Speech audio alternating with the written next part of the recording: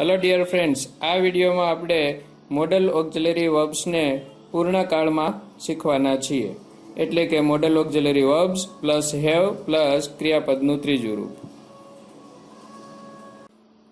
Welcome to Angel English academy. Like our videos and subscribe our channel.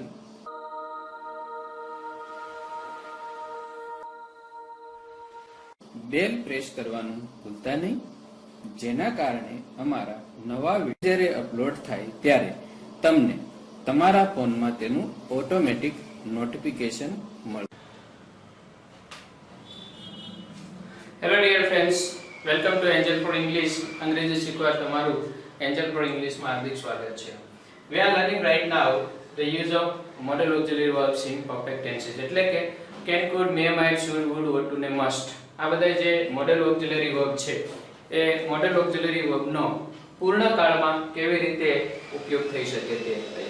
આ વિડીયોમાં આપણે study કરશું સીઓયુએલડી food એનો પૂર્ણકાળમાં ઉપયોગ કેવી રીતે થાય, તેની વાક્ય રચના શું થાય, તેનો ગુજરાતી અર્થ શું થાય અને ક્યારે વપરાય.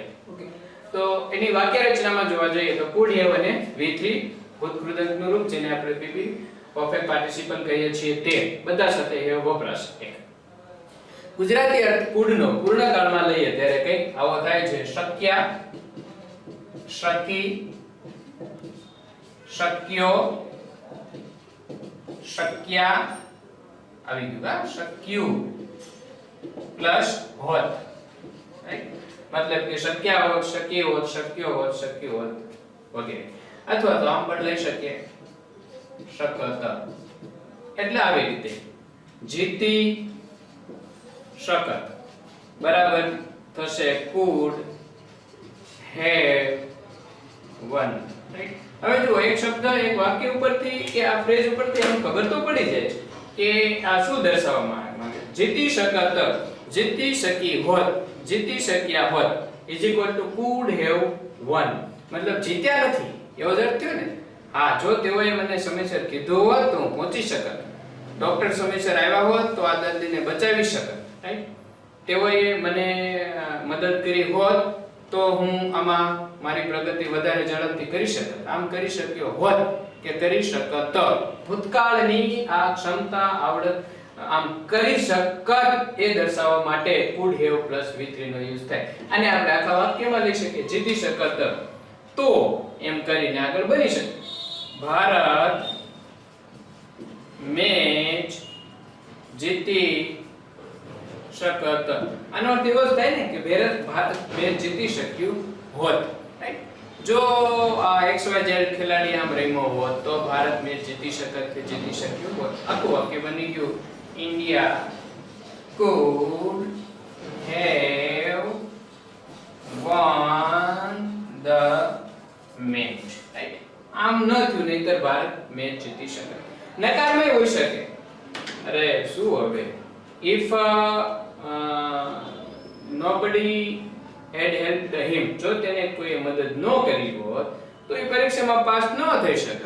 He couldn't have passed the examination, he couldn't have gone through the examination. Right, તો એ જો એને કોઈ વાહન ન મળ્યું હોત તો શું, તો she couldn't have reached in time. જો તેણીને વાહન ન મળ્યું હોત તો પરીક્ષા ખંડમાં સમયસર પહોંચી શકત નહીં. તો એની પહોંચી શકવાની ક્ષમતા ન હતી. તો could અને have plus V3 એટલે કે ભૂતકાળમાં આમ કરી શકત અથવા આમ ન કરી શકત દર્શાવવા માટે તેનો યુઝ થાય છે. આ might નો પૂર્ણકાળમાં યુઝ. હવે મે અને might ના ગુજરાતી શબ્દો જો જોતા હોય તો કઈક એવું કરી શકે: કદાચ, લગભગ, બનતા સુધી, સંભવિત રીતે. કદાચ તેણે આમ કર્યું હોય, બનતા સુધી તેઓએ આમ કદાચ કર્યું હોય. રાઈટ, આવા શબ્દો છે. એ પૂર્ણકાળમાં ઉપયોગ ક્યારે થાય? તો જ્યારે નિશ્ચિત નથી, ચોક્કસ નથી, પણ કદાચ હોઈ શકે એવી જ્યારે આપણે શક્યતા દર્શાવી છે ત્યારે. આમ જોતા તો ભાઈ લાગે બહુ સીધા સાદા છે, તેને ખૂન કર્યું એવું લાગતું નથી, પણ કઈ કહી શકાય નહીં હો. કદાચ તેને ખૂન કર્યું પણ હોય. he might have murdered. તો કદાચ તેણે ખૂન કર્યું હોય, કદાચ ન પણ કર્યું હોય તો might plus have plus murdered. કદાચ હોય, કદાચ ન પણ હોય. સંભવિતતા, શક્યતા દર્શાવવા માટે થઈને might નો યુઝ કર્યો આપણે. હવે શા માટે might લખ્યું? અહીંયા મે ની શક્યતા ઓછી, કારણ કે ક્રિયા છે એ ઓલરેડી થઈ ગયેલી છે તેની વાત કરી રહ્યા છે, ભૂતકાળ, એટલે મે ની જગ્યાએ આપણે might નો યુઝ કર્યો. રાઈટ. ભવિષ્યની વાત આવે અને કદાચ આવે કે કદાચ 3 વાગ્યા સુધીમાં તો પહોંચી ગયા છે, કદાચ 3 વાગ્યા સુધીમાં તો એને આટલું કાર્ય છે પૂરું કરી દીધું છે, 3 વાગ્યા સુધીમાં તો આ પિક્ચરનું આટલું શૂટિંગ તો કદાચ પૂરું થઈ ગયું હશે. રાઈટ. તો he might have completed the shooting of this movie, right, or she may have completed shooting of this movie by next month. ચોક્કસ નથી પણ કદાચ આવતા મહિના સુધીમાં તેણે આ મૂવીનું શૂટિંગ પૂરું કરી દીધું હશે તો નેક્સ્ટ મંથ એને રિલીઝ કરી શકે. સો he can release this movie next month.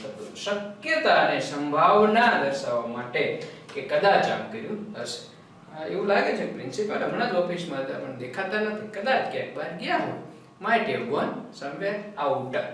ત્યાં might નો યુઝ થશે. ભવિષ્યની વાત હોય તો may નો યુઝ થતો હોય, ભવિષ્યમાં પણ might નો યુઝ તો કરી શકાતો હોય છે.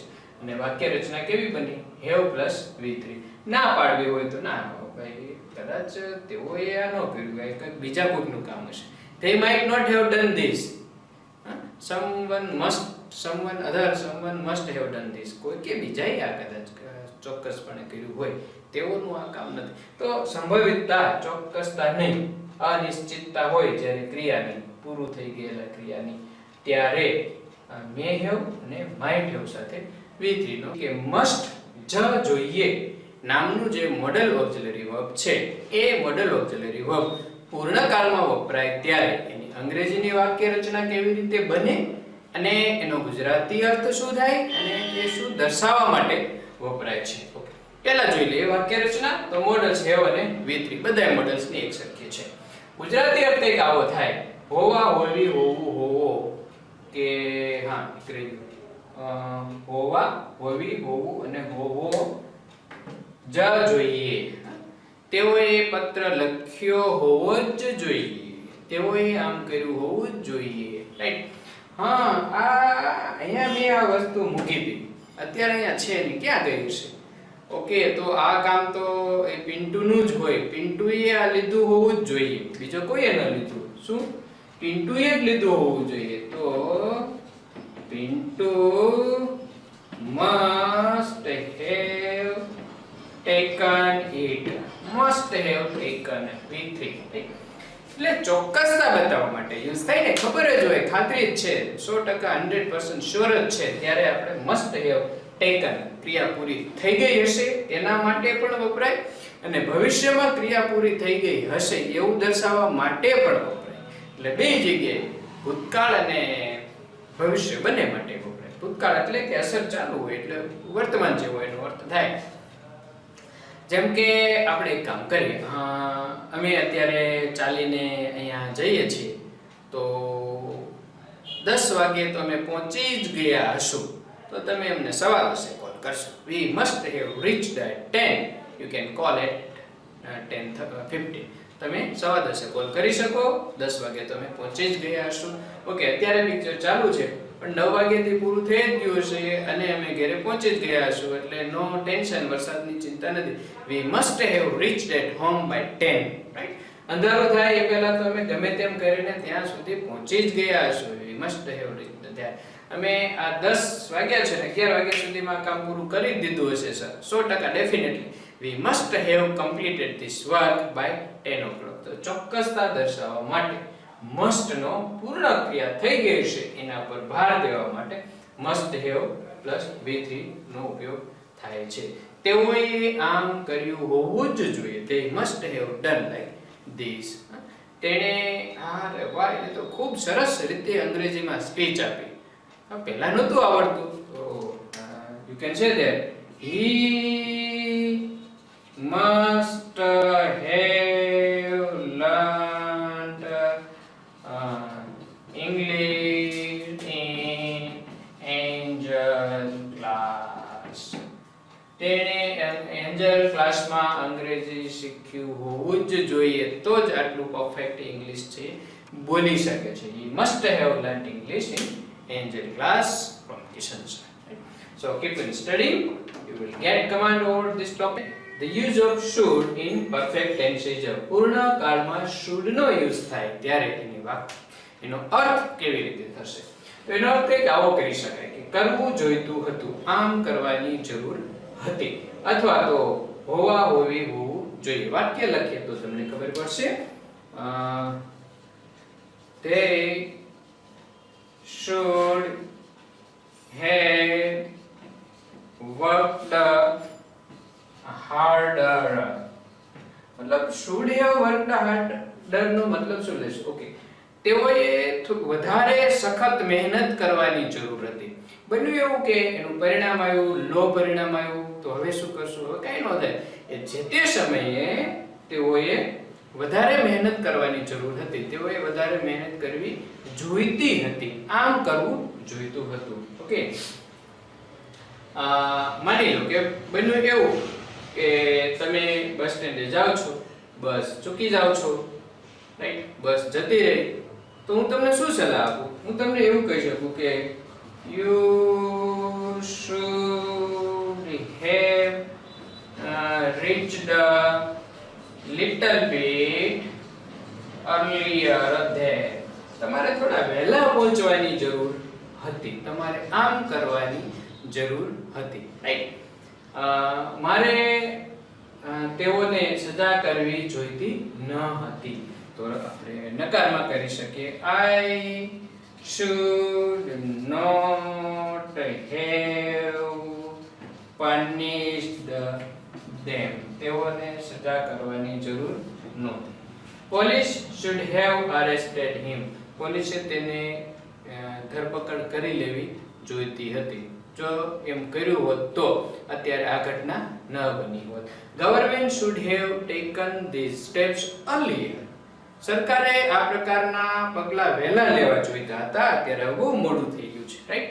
The government should have supported or helped the farmers who have committed suicide, right? સરકારે એ લોકોને મદદ કરવાની જરૂર હતી કે જેણે આત્મહત્યા કરી લીધી છે, રાઈટ? તો આમ કરવાની જરૂર હતી, કરવું જોઈતું હતું દર્શાવવા માટે શેનો ઉપયોગ થશે? should have plus V3 એટલે કે પૂર્ણકાળ. અહીંયા જોઈએ છીએ આપણે would નો use, WOULD would. Okay, would નો સામાન્ય સાદા કાળમાં યુઝ ઈચ્છા, પસંદગી, ચોઈસ બતાવવા માટે થાય છે. હું આમ કરીશ, I would do like this, right? આ આપણી ચોઈસ આપી તમે. ઓકે, પૂર્ણ કાળમાં જ્યારે આવે ત્યારે પહેલા જોઈએ કે ગુજરાતી વાક્ય રચના કંઈક આવી હોય. હું આવત, રાઈટ? આવતનો મતલબ એમ થાય આવ્યો, અને છોકરી હોય તો આવી હોત, રાઈટ?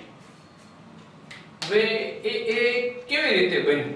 તો જે ગુજરાતી આપણે લેવા જઈએ તો પૂર્ણ ક્રિયાપદ અને પ્લસ પાછળ હોત લાગે. પૂર્ણ ક્રિયાપદ એટલે ખાધું, તો ખાવાની ક્રિયા પૂરી. ખાધું હોત, પૂછ્યું હોત, રમ્યા હોત, બોલાવ્યા હોત, આવ્યા હોત, આવ્યા ન હોત, શીખ્યા હોત, શીખ્યા ન હોત, રાઈટ? પૈસા ચૂકવ્યા હોત, ચૂકવ્યા ન હોત, આવી રીતે. અથવા તો ખાલી ત લાગે, અહીંયા ક્રિયાપદ અને ત લાગે એટલે કે આવત, જાત, ખાત, રમત, બોલત, ચિતત, પૂછત, કમાત, વાપરત વગેરે. તો એની વાક્ય રચના બની ગઈ ઇંગ્લિશમાં આવી રીતે. હું આવત is equal to I would have come અથવા તો attended. અરે તે મને આમંત્રણ ન આપ્યું, નહીતર તો હું આવત. મને ક્યાં વાંધો હતો આવવાનો? You didn't invite me, otherwise I would have come. Right? I would have attended your marriage function. જો તેઓએ એમને સમયસર કીધું હોત તો અમે તેઓને મદદ કરત. We would have helped them. શું? અમે તેઓને મદદ કરત is equal to we would have helped them. અમે તેઓને મદદ કરે તો would have helped અક્ષર ઉપર બહુ ન જોવું. મદદ કરત મતલબ મદદ નથી કરી. would have come મતલબ આવ્યા નથી, નકારમાં હોઈ શકે. લે તો અમે ન આવે તેમાં શું થઈ ગયું? તો અમે એને ન કહેત એમ, તો અમે તેઓને જાણ ન કરે જો ખરેખર આવી આમ હોત તો આમ કરત અથવા આમ ન કરત. રાઈટ? આમ કર્યું હોત અથવા આમ કર્યું ન હોત. હતા નહીં હોત. તો આવા સમયે એનો યુઝ થઈ જાય છે would have. ઉપયોગ શું થયો? ઈચ્છા થઈ ને પાછી. અમારી તો આવવાની ઈચ્છા હતી મતલબ અમે આવત. અમારે ગાવાની ઈચ્છા હતી મતલબ જો તેઓએ કીધું હોત તો અમે ગાત. અમારે ગાવાની ઈચ્છા હતી we wanted to sing. અમારી ગાવાની ઈચ્છા હતી we would have sung. અમે ગાયું હોત. રાઈટ? અમારે પ્રશ્ન પૂછવાની ઈચ્છા હતી we wanted to ask a question. we would have asked a question. અમે પ્રશ્ન પૂછ્યો હોત પણ તેઓએ એમને ઓપ્શન જ ન આપ્યું. they didn't give us an option, otherwise we wanted to ask question, we would have asked the question. So this is the use of would plus have plus V3 ક્રિયાપદનું ભૂતકૃતનું રૂપ. રાઈટ? તો આ છે modal auxiliary verb would in perfect tenses. Use it in your daily activity and get command or spoken English or grammar, etc. Thanks. Have a